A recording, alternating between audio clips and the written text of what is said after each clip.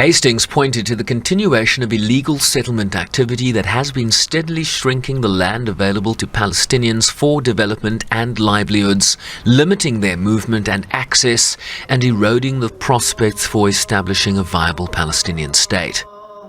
There is a growing sense of hopelessness among many Palestinians who see their prospects for statehood, sovereignty, and a peaceful future slipping away. Internally, they also see a crumbling and constrained Palestinian economy, lack of progress in advancing inter-Palestinian unity and governance reform, and the urgent need for renewed legitimacy to national institutions, including through a democratically elected parliament and government in Palestine. Many Israelis also understand the perils of continuing along the current path. They see endless cycles of violence, the constant risk of escalation, and the absence of prospects to end the conflict.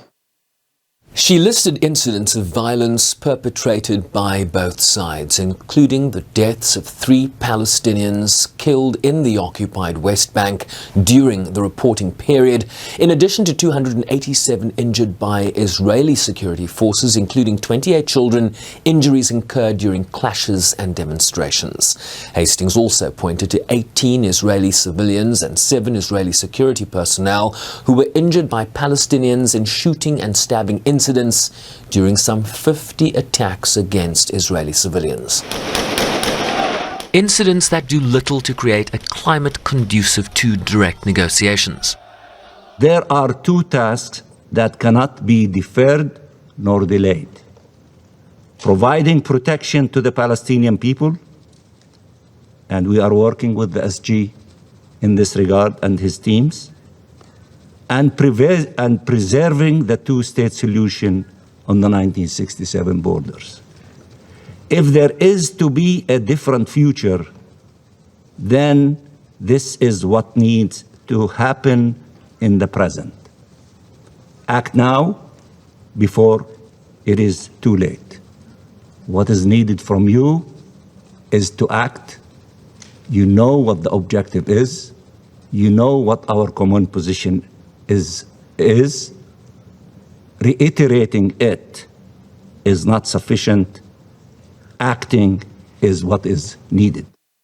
Israel again pointed to a lack of Palestinian unity as an impediment to peace.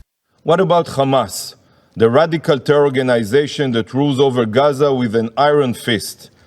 They target Israeli civilians with their rockets while using their own civilians as human shields. You all know that the reason why there have not been elections in the Palestinian territories for 17 years is out of the fear that Hamas's influence and power will only grow. This is a huge obstacle for peace. Israel today doesn't even have a possible partner for negotiations, as President Abbas doesn't represent all of Palestinian society.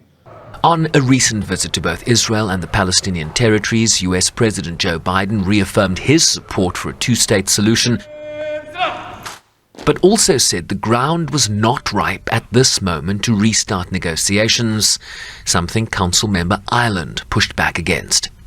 I believe the time is now, it's long overdue, that we see the Palestinians and the Israelis at the table negotiating with all of the help they can get. The UN maintains that if the conflict is left unaddressed, the factors contributing to this corrosive situation will only deteriorate further, as evidenced with the passage of time. Shervin Bryceby's SABC News.